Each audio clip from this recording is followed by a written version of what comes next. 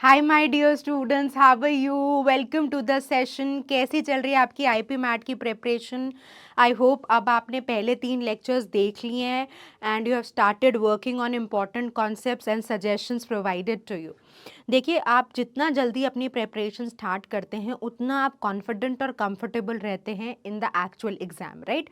सो कभी ऐसा मत सोचिए कि अभी तो बहुत टाइम है और थोड़ा सा लेट शुरू कर देंगे, बहुत मुश्किल पेपर नहीं है। पेपर मुश्किल नहीं है, but with every passing year some complexity is increasing, right? There's something new which is emerging in the exam, so we cannot just have a very relaxed attitude and feel like कि अच्छा last के 6 months देख लेंगे, right? And especially if you are in 12th, आपके लिए ये time important है क्योंकि जैसे जैसे आप आगे बढ़ेंगे, when you start moving towards December और जनवरी फरवरी, आपका स्कूल की तरफ से भी बहुत प्रेशर आ जाएगा, right? You will have your boards, you will have your pre boards, practicals, तो बहुत सारी चीज़ें आपको ऑक्यूपाई कर लेती हैं। अब अगले दिन अगर आपका फिजिक्स का प्री बोर्ड का एग्जाम है तो आप उस दिन बैठ के आरसी नहीं सॉल्व कर सकते, आपकी मेंटल स्टेट नहीं रहेगी। तो इसके लिए जितना आप अर्लियर फेज और अर्लियर टाइम मेहनत कर लेंगे एट दिस टाइम स्पेशली, क्योंकि अभी तो आपका वेकेशंस भी चल रही हैं, तो वेकेशन तो नहीं, पढ़ाई तो आप बहुत सारी कर रहे होगे, बट फिर भी हमारे पास टाइम है क्योंकि आप 2 से 3 घंटा निकाल सकते हो। तो इस टाइम को बहुत इफेक्टिवली यूटिलाइज करो, ऑप्टिमम यूटिलाइजेशन करो, because whatever efforts you are putting in this particular time, right, June में जो भी आप एफर्ट डाल रहे हो उसका बहुत सिग्निफिकेंट इन्फ्लुएंस रहेगा in your overall improvement and in the overall journey, right? तो चलिए, on this note let's begin with today's session. My name is Juhi Narula. आज पार्ट्स ऑफ स्पीच कर रहे हैं। तो आप कहेंगे कि मैम आप क्यों करा रहे हो पार्ट्स ऑफ स्पीच, मतलब ये तो बहुत ही ईजी है, हम तो थर्ड फोर्थ से सीखते आ रहे हैं। तो आज हम पार्ट्स ऑफ स्पीच करेंगे with not the conventional way, जहाँ पे मैं आपको बता दूँ कि अच्छा ये नाउन है, नाउन की डेफिनेशन है, ये कैटेगरीज है, इस तरीके से नहीं काम करेंगे। We are going to understand कि कैसे पार्ट्स ऑफ स्पीच से आपके 6 मेजर ग्रामर के क्वेश्चन टाइप्स इमर्ज करके आते हैं, the big sixes, right? 6 major category of questions which are tested in IP MAT, JIPMAT, Rohtak for sentence correction. तो वो 6 कैटेगरीज कैसे क्रिएट होती है from the humble 8 parts of speech, that's what we are going to discuss today, right? So it's going to be a very exciting session. आप इसको एक concept building session समझ सकते हो, मतलब सेंटेंस करेक्शन के लिए एक फाउंडेशन सेशन है जो आपको जानना ज़रूरी है, क्योंकि हमें लगता है कि जब हम बोलते हैं कि मॉडिफायर क्या है या पैरेलल स्ट्रक्चर क्या है, हमें लगता है पता नहीं कौन सा कॉम्प्लिकेटेड सा कॉन्सेप्ट आ गया which is beyond us, but there is nothing which is beyond you actually, right? और इनफैक्ट ग्रामर से तो मैं कहती हूँ कि जितनी जल्दी दोस्ती कर लेंगे बहुत बढ़िया, क्योंकि रूल आता है तो it is like very quick to solve, time ही नहीं लेगा क्वेश्चन। आरसी टाइम ले सकता है, राइट? वोकैबुलरी में ऐसा हो सकता है कि आपको वर्ड का मीनिंग नहीं आता हो, right? But with sentence correction, if you know the grammar rules, it's like simply knowing the tables, right? knowing how to do multiplication, how to do subtraction, वही fundamental rules जो आपको quant में पता है तो आप किसी भी टाइप का क्वेश्चन कर सकते हो, राइट? एटलीस्ट एसेंशियल कैलकुलेशन कर सकते हो उसी तरीके से। और हमने देखा है कि आईपी मैट देता है सेंटेंस करेक्शन के क्वेश्चन, जिप मैट भी देता है, पर कुछ ऐसे टाइप के क्वेश्चन नहीं देता जो आपके बस के ही ना हो। The questions are pretty much manageable, मतलब you have never seen a very difficult question emerging. The question difficulty level has been moderate most of the times, right? So let's get started then. तो आज हम बात करेंगे parts of speech की। तो parts of speech क्या है कि there are 8 parts of speech in the language, right? तो ग्रामर किसी भी सब्जेक्ट को आप पढ़ना चाहे, राइट? आई एम श्योर आपने जूनियर क्लासेस में जब हिंदी पढ़ी है या संस्कृत पढ़ी है या आपकी एरिया की कोई लैंग्वेज पढ़ी है, अगर आप पंजाब से हैं तो आपने आई एम श्योर पंजाबी पढ़ी होगी या बंगाली पढ़ी है, जो भी आपने एक लैंग्वेज सीखी है, थर्ड लैंग्वेज, वहाँ पर एक चीज़ बड़ी कॉमन रही है हम सबके लिए, राइट?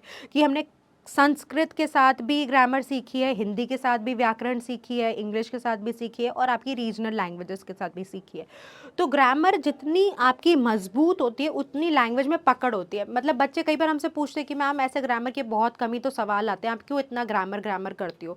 इसलिए करती हूँ क्योंकि तुम्हें अगर भाषा को पकड़ना है, सही से बोलना है, समझना है, तो अगर तुम्हें ग्रामर की डिटेल्स पता होंगी, निटिग्रिटीज पता होंगी, तो तुम्हारा कंट्रोल ऑन द लैंग्वेज बढ़िया हो जाता है, and which is needed to crack the competitive exam, right? तो मे बी आउटराइटली बहुत डायरेक्ट एप्लीकेशन नहीं दिखती, but implicitly it has a huge role, an important role to play, right. तो चलिए सो स्टार्ट करते हैं नाउन से। तो उससे पहले मैं आपको ये बताना चाहती हूँ कि जो हम 8 पार्ट्स ऑफ स्पीच करते हैं, so what are the 8 parts of speech? The 8 parts of speech that we include, right? तो जो भी आप सेंटेंस बोलते हो, every word that you are speaking is belonging to either of these categories, right. So what are those 8 parts of speech? Noun, pronoun, verb, adjective, adverb, conjunction, preposition, interjection। ठीक है, सो ये कितने हो गए? 1 2 3 4 5 6 7 8 पार्ट्स ऑफ स्पीच, राइट। अब हमारे पास 6 major sixes है, big sixes, right. So big 6 यानी 6 ऐसी मेजर कैटेगरीज जिससे मैक्सिमम सेंटेंस करेक्शन के क्वेश्चंस इमर्ज करके आते हैं। वो क्या है? कोई भी कॉम्पिटिटिव एग्जाम हो, let me tell you, right, जहाँ पे भी सेंटेंस करेक्शन का सवाल आ रहा है वहाँ पर ये ही 6 मेजर कैटेगरीज हैं, यूनिवर्सल है, कोई भी एग्जाम हो, राइट। सो ये कौन सी कैटेगरीज हैं? ये पहली तो है सब्जेक्ट वर्ब अग्रीमेंट, इससे आपको क्वेश्चंस मिलेंगे, राइट। दूसरा है प्रोनाउंस, इसमें 2 टाइप्स आ जाते हैं, एक तो प्रोनाउन प्रोनाउन अग्रीमेंट पे सवाल बनते हैं। ये सब क्या होता है ये मैं आपको आइडिया देने की कोशिश करूंगी in today's lecture. And ambiguity, क्या होता है एम्बिग्विटी? अभी मैं आपको समझाती हूँ, right. Then there is misplaced modifiers, ये आपको नोट करना चाहिए। तो अगर आप क्लास देख रहे हो, ये आपके पास, जैसा मैंने पहले भी कहा था, एक नोटबुक रखिए which is dedicated to your VA part, so that we know that what are the essential. सब कुछ मत लिखिए, पर जो इम्पोर्टेंट है वो ज़रूर लिखिए, right. So fourth is parallel structure, right? Then the fifth would be your idioms, and the sixth will be your tenses। ठीक है, तो जो क्वेश्चंस आ रहे हैं वो इन्हीं 6 कैटेगरीज से आ रहे हैं, राइट। आप ये रिसर्च कर लीजिए, राइट। इन्हीं से कहीं ना कहीं कनेक्टेड है, इन्हीं से ड्रिवन है। तो फिर कैसे ड्रिवन है मैं वो आपको सिखाती हूँ, और ये हम सीखते जाते हैं आज की क्लास में, ठीक है। नाउन से, प्रोनाउन से और वर्ब से सब्जेक्ट वर्ब अग्रीमेंट का कॉन्सेप्ट बनता है। कैसे? आई विल एक्सप्लेन अभी, राइट। उसके बाद प्रोनाउन से प्रोनाउन का कॉन्सेप्ट बनता है। वर्ब से आप टेंसेस की तरफ जाते हो, ठीक है। एडजेक्टिव और एडवर्ब से मॉडिफायर का कॉन्सेप्ट बनता है। उसके बाद कंजंक्शन से पैरेलल स्ट्रक्चर निकल के आता है।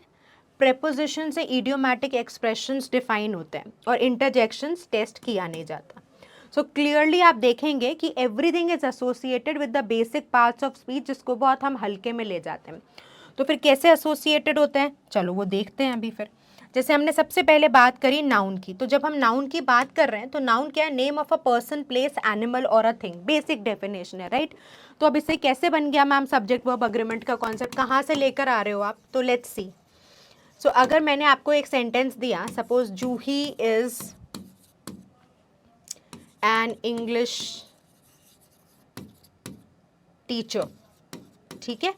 सो इस केस में सब्जेक्ट क्या है? जूही। सब्जेक्ट क्या होता है? हु और what are we talking about, right. Subject क्या है? हम क्या बात कर रहे हैं या किसके बारे में बात कर रहे हैं? हु और what are we talking about, right. और if I say Jaipur is a beautiful city,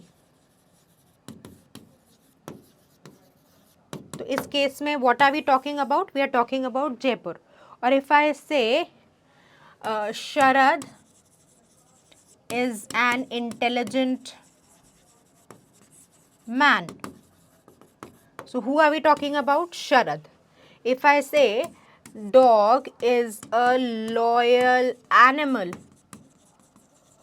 so who are we talking about? Dog. तो ये जो चारों मैंने वर्ड सर्कल करे सेंटेंस में, हम इसके बारे में बात कर रहे हैं, तो इसको बोल देते हैं subject.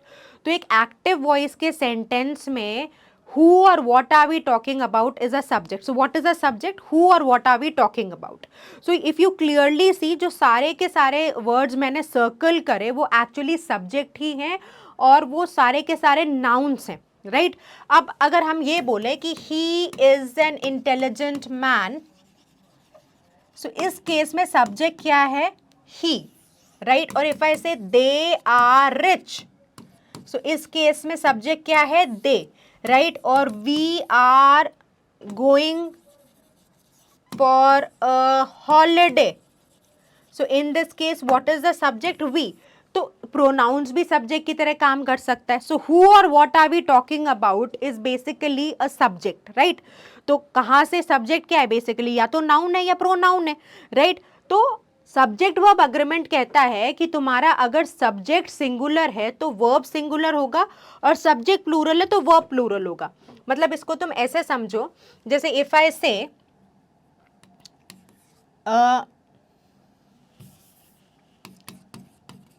Teacher teaches the subject well, ठीक है? So in this case teacher singular है ना, तो ये सिंगुलर प्लूरल का कॉन्सेप्ट नाउन में तुम सीख कर आए हो. और टीचर्स सिंगुलर वर्ब होता है. वर्ब क्या होता है? ऐसे वर्ड जो एक्शन को डिस्क्राइब करते हैं, ठीक है, जिससे एक्शन हो रहा है, राइट? तो अभी वर्ब की बात करेंगे और डिटेल में समझाऊंगी. So teacher is basically a singular subject, so your verb is also singular. Ascending verbs are singular. अगर आपने कोई और गलत तरीके से याद किया उसको बिल्कुल भूल जाइए, राइट? और अगर हमने सब्जेक्ट प्लूरल कर लिया, so teachers teach the subject well, teach the subjects well. so in this case हमारा सब्जेक्ट क्या हो गया? प्लूरल हो गया, राइट? तो टीचर्स एक प्लूरल नाउन है, सब्जेक्ट प्लूरल हो गया तो वर्ब भी क्या हो जाएगा? प्लूरल हो जाएगा. इसी को सब्जेक्ट वर्ब अग्रीमेंट कहते हैं. अब जब भी सब्जेक्ट वर्ब अग्रीमेंट डिटेल में पढ़ते हैं तो इसी कॉन्सेप्ट से बिल्ड करते हैं. But the idea to pick it this here is to pick it this up at this juncture is to understand कि part of speech क्यों पढ़ना है, because it is ultimately creating the foundation of the major concepts that are tested. तो अगर तुमको nouns की categories भले ना पता हो, but you should know that how noun is strongly associated with subject verb agreement, right? So this is the first part of speech, noun, and we have seen that how it is somewhere leading us to subject verb agreement, right? Now let's come to the second part of speech which is pronouns. तो pronouns में जैसा मैंने कहा कि एक तो सवाल बनता है agreement का और एक ambiguity का. दोनों ही आपको hint देती हूँ. वैसे तो डिटेल में ये सारे कॉन्सेप्ट्स पढ़ाने तो it will take exclusive lectures, मतलब exclusive lecture for subject verb agreement, exclusive lecture for misplace modifiers, मतलब हम अपने पेड बैचेस में करते हैं इनको एक्सक्लूसिवली, राइट? सो अभी के लिए अगर हम देखें कि प्रोनाउंस क्या होता है, so pronouns are basically replacers. Pronouns क्या होते हैं? रिप्लेसर्स. रिप्लेसर्स मतलब words that we use instead of nouns, right? तो प्रोनाउंस क्या होते हैं? रिप्लेसर्स. रिप्लेसर्स मतलब तुम ऐसे वर्ड्स जो इंस्टेड ऑफ नाउन्स यूज करते हो. सो इफ आई से शशि इज माई फ्रेंड, ठीक है, she is very hard working, her style of speaking is also interesting, ठीक है? तो इन दिस केस देखिए शशि आपका नाउन था. अब आपने क्या किया? She is basically a pronoun used for Shashi and her styles, her is another pronoun. तो आप क्या कर रहे हैं? शशि शशि शशि 3 बार नहीं लिखना चाह रहे और उसकी जगह आप सेंटेंस में प्रोनाउंस प्लेस कर रहे हैं. तो एक तो सेंटेंस बनता है नाउन प्रोनाउन अग्रीमेंट का कि तुमने अगर एक सिंगुलर नाउन के लिए प्रोनाउन यूज किया तो प्रोनाउन सिंगुलर रखो, राइट? अब शशि के लिए मैं दे नहीं यूज कर सकती, राइट? और if I say Vidur and Tane are my friends, so if I make a statements Vidhu and Tane are my friends, they are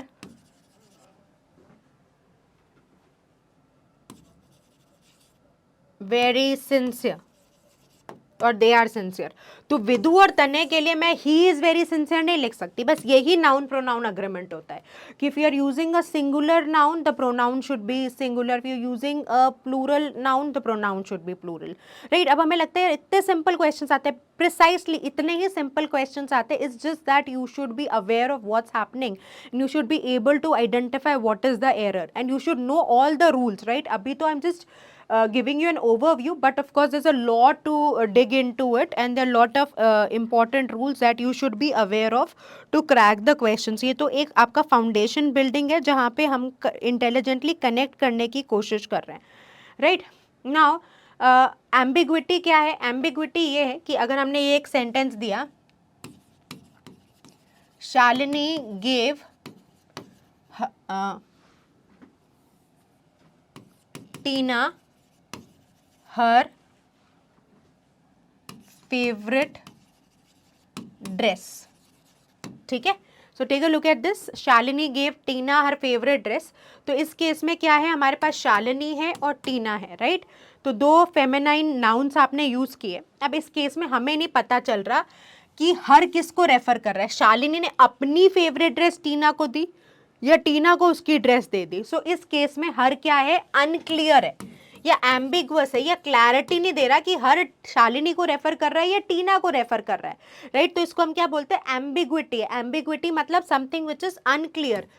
तो अगर एक प्रोनाउन सेंटेंस में क्लियरली नहीं एसोसिएट कर पा रहा to a particular noun, then we say कि this is technically wrong, right. So it could be Tina की फेवरेट ड्रेस दे दी कि भाई शालिनी और टीना गए थे कहीं शॉपिंग पे, टीना को एक फेवरेट ड्रेस दिखी थी तो शालिनी ने टीना को वो दे दी, या शालिनी ने अपनी फेवरेट ड्रेस टीना को दी। तो फेवरेट ड्रेस किसकी है, what is her pointing to. So that sort of clarity we are not able to deduce, या मल्टीपल पर्सपेक्टिव हो सकता है। मतलब मैं सेंटेंस पढ़ूं, मुझे लगा शालिनी ने दी है, आप पढ़ो आपको लगे टीना ने दी है, राइट। तो अगर एम्बिग्विटी है मतलब क्लियरली एक आइडिया नहीं सेंटेंस कन्वे कर पा रहा या प्रोनाउन क्लियरली एड्रेस नहीं कर पा रहा कि वो किस नाउन को रेफर कर रहा है, तो वो एम्बिग्विटी हो जाती है। तो कॉन्सेप्ट कौन से पार्ट ऑफ स्पीच से आया, प्रोनाउन से आया, right. So that's how you can see how they are closely associated.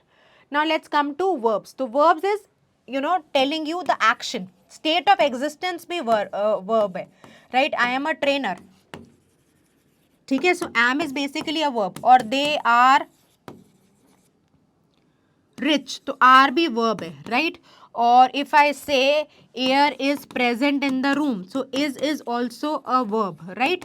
And then of course I am, अगर मैं अभी इस मोमेंट की बात करूं जब मैं सेंटेंस लिख रही हूँ, I am teaching in the class, so in this case am teaching, so am teaches verb first form plus ing, right. So in this case this is what, teach is the main verb, so इस case में am is the main verb, right, are is the main verb, is the main verb, इधर क्या है, am helping verb हो जाएगा, right, teach is the main verb, तो right. So basically tenses के questions emerge करते हैं, तो verb क्या है कि action हो रहा है, और tenses बता रहा है टाइम ऑफ एक्शन, राइट। अब कई जगह आपसे क्वेश्चन पूछ लेते हैं कि भाई प्रेजेंट परफेक्ट पास्ट परफेक्ट में से पिक करना है या simple past simple past perfect से पिक करना है, तो ये आपको क्लैरिटी होनी चाहिए, राइट। हम क्या करते हैं, जिसमें आपको एक सिंपल एग्जांपल देती हूँ कि मैं बहुत लोगों से पूछती हूँ बट फंडामेंटली सब लोग स्ट्रगल ही करते हैं इस आंसर से। वेरी फ्यू केसेस दो with my students they know now, but I have seen in general people might when we ask कि अच्छा प्रेजेंट परफेक्ट क्या होता है, तो वो बहुत कन्वीनियंटली कॉन्फिडेंस के साथ कह देते हैं कि हैव या हैज़ प्लस वर्ब का थर्ड फॉर्म होता है मैम, राइट। तो अगर मैं एक सेंटेंस बनाऊं, आई have completed my work, right, और अगर मैं कहूँ कि अच्छा फिर सिंपल पास्ट क्या होता है, तो बहुत कन्वीनियंटली बोल देते हैं कि मैम वर्ब का सेकेंड फॉर्म होता है, तो वो क्या है, I completed my work. And if I make if I give them कि भाई पास्ट परफेक्ट क्या होता है, सो देन दे से I had completed my work. So in this case what's happening, it is had plus verb का third form, ठीक है। तो ये फॉर्म्स हम सबको क्लियर है, हम इन फॉर्म्स को यूज भी कर लेंगे सेकेंड वर्ब सेकेंड फॉर्म या वर्ब का थर्ड फॉर्म, ये हमको क्लैरिटी है, पर हमें एप्लीकेशन नहीं समझ में आती कि भाई अगर हमने ये 3 सेंटेंसेस लिखे और तीनों सेंटेंसेस अगर एक ही आइडिया कन्वे कर रहे कि मेरा काम कंप्लीट हो गया, तो फिर इनमें असेंशियली डिफरेंस क्या है? तो ये जब तक आपको अंडरस्टैंडिंग नहीं बिल्ड होगी तब तक आप टेंसेस के क्वेश्चन एस नहीं कर सकते एग्जाम में। है बहुत सिंपल क्वेश्चन कि भाई अगर तीनों सेंटेंसेस फंडामेंटली एक ही इंफॉर्मेशन को कन्वे करते हैं कि मेरा काम हो गया, तो फिर 3 टेंसेस की जरूरत क्यों पड़ी ना, हम एक टेंस से ही काम चला लेते। So if you do not know the difference then there is a problem. तो हमें मे बी ये पता है कि what is the right construction of a present perfect, simple past or past perfect sentence, but we are not sure of how the application varies। और यही important है, मतलब नाउन नहीं आना, नाउन तो आना जरूरी है, पर नाउन को कैसे यूज कर रहे हैं in the concept of subject verb agreement, ऐसे प्रोनाउंस की इन आइडिया होना जरूरी है, प्रोनाउन की एप्लीकेशन कैसे हो रही है in ambiguity questions and in agreement questions. Similarly, you should know how a verb functions and then in tenses how the variation happens and how application is important, right? तो अब अगर हम इसको देखें तो देखिए प्रेजेंट परफेक्ट यूज होता है आई have completed my work recently. तो रिसेंट पास्ट में जो एक्शन होता है उसमें आप ये यूज करते हो आई have completed my work, right? जब आप सिंपल पास्ट की बात करते हो तो एक्शन पास्ट में हो गया है। अगर आपको इन दोनों स्टेटमेंट्स में चॉइस मिलती है तो ऑफ कोर्स अगर फोकस ऑन एक्शन कंप्लीशन है, ठीक है, जैसे इस केस में अगर आप ये सेंटेंस देखेंगे टाइम नहीं indicated, it is saying I have completed my work, तो focus is on action completion, then you should pick present perfect. But अगर आपके पास सेंटेंस ऐसा दिया होता I completed my work yesterday, तो जब हम सिंपल पास्ट वहां पे प्रेफर करते हैं जब focus is on time of completion. Focus किस पे है? On time of completion. तो अगर अब आपके पास सेंटेंस है completed my work, I completed my work yesterday, तो आप सिंपल पास्ट को प्रेफर करिए। अगर येस्टरडे नहीं होता तो टाइम ऑफ एक्शन पे फोकस ना होके एक्शन कंप्लीशन पे फोकस है, तब पहला सेंटेंस आप पिक करते। और पास्ट परफेक्ट ये इनकम्प्लीट सेंटेंस है, पास्ट परफेक्ट के सेंटेंस को आप कब यूज करते हो? Action completed before a specific time in the past. तो आपके पास 2 टेंसेस होने जरूरी हैं, यानी इसका करेक्ट यूसेज होगा I had completed my work before lunch arrived. So action completed, this work completed before a specific time in the past. तो ये पूरा sentence है and this is how the technical difference is there, right? अब आपको आ गया है, right? But I'm sure आप अगर अपने friend से पूछोगे उनको नहीं पता होगा। यही आप this is actually creating a difference between a student who is going to top and a student who is going to not do well। तो हमारे को समझना ज़रूरी है कि जितना हम एप्लीकेशन फ्रंट पे काम करेंगे उतना हमारे लिए अच्छा होगा, राइट? सो अब ये तो हमने सिर्फ 3 टेंसेस की बात करी, ऐसे ही we should know everything in and out about all the tenses, right? चलिए, सो अब हमारा जो नेक्स्ट पार्ट ऑफ स्पीच आता है वो एडजेक्टिव और एडवर्ब्स आते हैं। तो एडजेक्टिव और एडवर्ब्स आपको दोनों मिला के हेल्प करते हैं in the concept of misplaced modifiers, ठीक है? तो पहले हम एडजेक्टिव देख लेते हैं, एडवर्ब समझ लेते हैं, फिर we'll go to what is a misplaced modifier and then of course we'll just give you an overview. Detail sessions लगते हैं इन कॉन्सेप्ट्स को समझाने में, बट एटलीस्ट आपको फैमिलियरिटी तो होगी that what is happening in the discussion, right? So अगर हम ये बोलें, ग्रीन से ब्लू लिख दिया प्लस कोई बात नहीं, ब्लू ड्रेस, राइट? और इफ आई से टेस्टी मील, और इफ आई से इंटरेस्टिंग फिल्म, और इफ आई से इनोवेटिव आइडिया, और इफ आई से इंटेलिजेंट वुमन, तो जो भी मैंने वर्ड्स अंडरलाइन किए ये डिस्क्रिप्शन ऑफर कर रहे हैं, ठीक है? ड्रेस कैसी है? ब्लू है। मील कैसा है? टेस्टी है। फिल्म कैसी है? इंटरेस्टिंग है। इनोवेटिव क्या है? आइडिया है। इंटेलिजेंट कौन है? वुमन है। राइट। तो ये कौन से डिस्क्रिप्टिव वर्ड्स होते हैं। तो एग्जेक्टिव क्या है, जिसको आप हिंदी में विशेषण बोलते हो, राइट। तो जो संज्ञा या सर्वनाम की विशेषता बताते हैं, words that tell you the quality of noun और pronoun, those are adjectives. Very simple definition, right.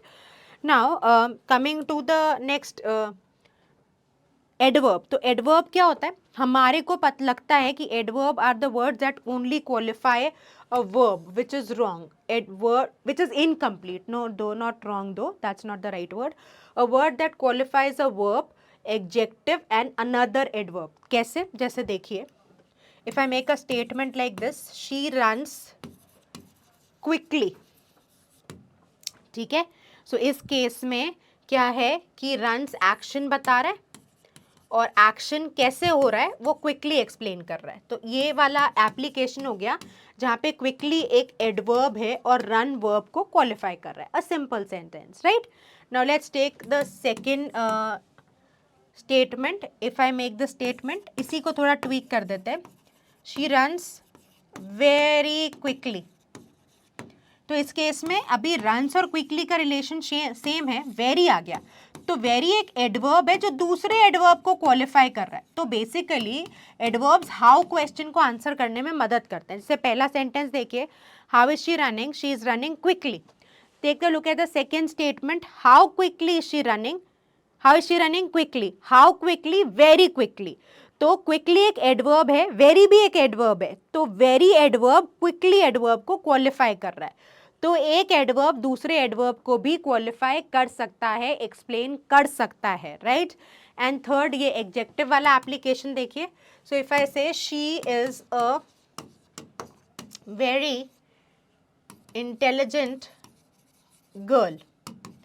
तो इंटेलिजेंट क्या है, एग्जेक्टिव है, क्योंकि गर्ल तो बेसिकली नाउन है ना। तो इंटेलिजेंट क्या है, एग्जेक्टिव है, बट वेरी क्या हो जाएगा, एडवर्ब हो जाएगा कि how intelligent, very intelligent, right. तो अब आप अगर आपको पता नहीं है कि आपके लिए जो डेफिनेशन है एडवर्ब की वो रिस्ट्रिक्टेड किसके साथ है, वो रिस्ट्रिक्टेड है ओनली टू द वर्ब, और आप एडवर्ब और एग्जेक्टिव की डेफिनेशन नहीं समझते हो, तो फिर आप क्वेश्चंस में फंसोगे। Then you will find difficulty, then you would not know how to navigate through the questions. But अगर आपकी फाउंडेशन क्लियर है, आपको बेसिक क्लैरिटी है, आपको एप्लीकेशन समझ में आते हैं, you will be able to sail through. तो अब इससे कैसे कॉन्सेप्ट आया मॉडिफायर का। मॉडिफायर बेसिकली क्या होता है, जहाँ पे सो व्हाट आर मॉडिफायर्स, पहले मॉडिफायर सीखते हैं फिर मैं स्प्लेस सिखाती हूँ। एक वर्ड, फ्रेज या ग्रुप ऑफ वर्ड्स जब डिस्क्रिप्शन प्रोवाइड करते हैं, ठीक है, which are descriptive in nature. Descriptive कैसे, या तो एग्जेक्टिव या एडवर्ब की तरह फंक्शन करते हैं, उसको मॉडिफायर कह देते हैं, राइट। तो मॉडिफायर क्या है कि वर्ड्स और group of words that are describing in nature, that provide description, right, that function like adjective और एडवर्ब्स, उनको हम मॉडिफायर्स कह देते हैं, राइट। और अगर उनका प्लेसमेंट सही नहीं होता तो उसको मिसप्लेस्ड मॉडिफायर्स कह देते हैं। जैसे if I take a look at this example, boring and dull, I opted out of my class। तो बोरिंग एंड लिटिल डल या बोरिंग एंड डल एक मॉडिफायर है, एक्सप्लेन कर रहा है ना, एग्जेक्टिव है, ये पूरा एक एग्जेक्टिव फ्रेज की तरह काम कर रहा है, जो टेक्निकली कहना चाहता है कि मेरी क्लास बोरिंग थी और मैं क्लास से निकल गया बाहर, राइट। पर as per what is written on the board, boring and little dull I को पॉइंट आउट कर रहा है। तो ये मॉडिफायर है, मतलब ये देखिए, जैसे आप ये देखिए ब्लू बैग है, तो ब्लू बैग को पॉइंट आउट करेगा ना। डिलिशियस है तो वो मील को पॉइंट आउट कर रहा है। इंटेलिजेंट है तो ये गर्ल को पॉइंट आउट कर रहा है। तो जो इमीडिएटली पास वाला टर्म है उसी को तो डिस्क्राइब कर रहा है। तो बोरिंग एंड डल मैं नहीं हूँ, सेंटेंस कहना चाहता है कि मेरी क्लास बोरिंग और डल थी तो मैं निकल आया बाहर, पर जो लिखा हुआ है बोर्ड में उसके हिसाब से बोरिंग एंड लिटिल डल आए है। So this is a modifier, this boring and dull is a modifier, और इसका प्लेसमेंट इम्प्रॉपर है, राइट। इसका प्लेसमेंट इम्प्रॉपर है तो इसलिए ये मिसप्लेस्ड हो जाता है, राइट। सो इस तरह के इंटरेस्टिंग क्वेश्चंस आपको देखने को मिलते हैं। मॉडिफायर्स तो बहुत सवाल आते हैं and you should know the concept, not fancy. Modifier क्या, डिस्क्रिप्शन ऑफर कर रहा है, तो बोरिंग एंड डल डिस्क्रिप्शन दे रहा था, किसका दे रहा है, लॉजिकली तो वो क्लास को डिस्क्राइब कर रहा है कि मेरी क्लास बोरिंग थी पर मैं बाहर निकल आया, बट व्हाट इज रिटन, ये टच कर रहा है आई को, तो ये इसके हिसाब से जो सेंटेंस लिखा है उसके हिसाब से मैं बोरिंग और डल थी, तो this is not the right placement, placement incorrect है, इसलिए नाम निकल के आया मिसप्लेस्ड मॉडिफायर्स, राइट। सो इस तरीके के आपको क्वेश्चंस देखने को मिलते हैं, right. There are more concept, dangling modifiers भी होते हैं, राइट। अब कमिंग टू प्रेपोजिशंस, लाइक अगर आप देखोगे इस साल के जिप मैट में there were 2 questions from prepositions, right. तो प्रेपोजिशंस इंपॉर्टेंट है। प्रेपोजिशंस वो वर्ड्स होते हैं जो रिलेशनशिप बताते हैं, in, into, on, above, under, below, all these are prepositions, right. So when we talk about prepositions, यहाँ पर मेजर जो एम्फेसिस है वो ईडियम्स पे आता है, राइट। ईडियम्स और फ्रेजेस स्टूडेंट्स ना बहुत स्ट्रगल करते हैं और इसका ना कोई क्विक रेमेडी नहीं है, except that you have to learn. तो आज से मेरा आपको सजेशन रहेगा, एक बहुत अच्छी पॉपुलर बुक है रेन एंड मार्टिन, और आपकी स्कूल बुक्स में से भी एक होगी, ग्रामर की बुक है, राइट। उसमें ईडियम्स की लिस्ट, ईडियम्स एंड फ्रेजेस की लिस्ट है। आज से आप कोशिश करिए 10 ईडियम्स उस लिस्ट से रिवाइज करना शुरू कर दें, आज से ही करिए, राइट। क्योंकि बच्चे एंड में पूछते हैं हम क्या करें, हम ये क्या करें, तो it becomes very difficult to manage idioms. तो आप जितना पढ़ेंगे उतना आपका रिटेंशन बढ़िया रहेगा, right. So try to learn 10 idioms every day because there is every idiom has a different meaning, so you should know। होता क्या है कि कुछ verbs और prepositions का कॉम्बिनेशन एक फिक्स्ड मीनिंग क्रिएट करता है, एक डेफिनेट मीनिंग। जैसे breakup, so break is a verb plus up, तो इसको आप फ्रेजल वर्ब बोल दीजिए, इडियोमैटिक एक्सप्रेशन बोल दीजिए। तो अप प्रेपोजिशन है और ब्रेक वर्ब है, तो ब्रेकअप का एक स्टैंडर्ड मीनिंग है, राइट। तो when we say okay there are these two actors, they were dating and now there is a breakup that has happened, right। और breakdown है, ठीक है। तो breakdown का मतलब होता है एक तो इमोशनली आप बहुत ओवरवेल्म हो जाते हो, आप रोने लग जाते हो, so that was an emotional breakdown. Breakdown का मतलब कार खराब हो जाना या कोई चीज़ का खराब हो जाना भी होता है, the car broke down in the middle of the journey. So अब मेकअप है जैसे, तो इनके फिक्स्ड मीनिंग्स है, आप इन कॉम्बिनेशंस को चेंज नहीं कर सकते, ऑल्टर नहीं कर सकते। So you should know as many combinations as possible, but the concept is anyways emerging from prepositions where certain verbs follow certain prepositions and they convey a fixed meaning, the combination is fixed, right। मैं parlour जाऊंगी, मैं makeup ही बोलूंगी, मैं make down नहीं बोलूंगी, make below, make above, make into नहीं बोल सकती मैं, right. So that is how a standard meaning is there and we have to adhere to that standard meaning. Next is conjunctions. तो conjunctions क्या होते हैं, जो वर्ड्स कंबाइन करते हैं, ठीक है, जो बेसिक वर्ड्स होते हैं, and, but, or, nor, right, या फिर पेयर्ड कंजंक्शंस होती हैं, not only but also, either or, neither nor, both and, all these are conjunctions which are combining. तो इससे जो कॉन्सेप्ट निकल के आता है वो पैरेलल स्ट्रक्चर का होता है, जिसको हम पैरेललिज्म भी कहते हैं, राइट। जिसको पैरेललिज्म भी आप कह सकते हो, कई जगह पैरेलल कंस्ट्रक्शन भी लिखा हुआ मिलता है, तो ये एक ही बात है, राइट। तो घबराइएगा मत, ये क्या अलग अलग टर्म्स हैं, these all three mean the same only. तो पैरेलल कंस्ट्रक्शन कहता है कि जो भी तुम एलिमेंट्स कंबाइन करते हो कंजंक्शन से, और स्पेशली जो कंजंक्शंस मैंने बोर्ड पे लिखी हैं, उनका ग्रामेटिकल फंक्शन सेम होना चाहिए, ठीक है। सो if I make a statement like this, Sahil finished his meal and completed the article, ठीक है।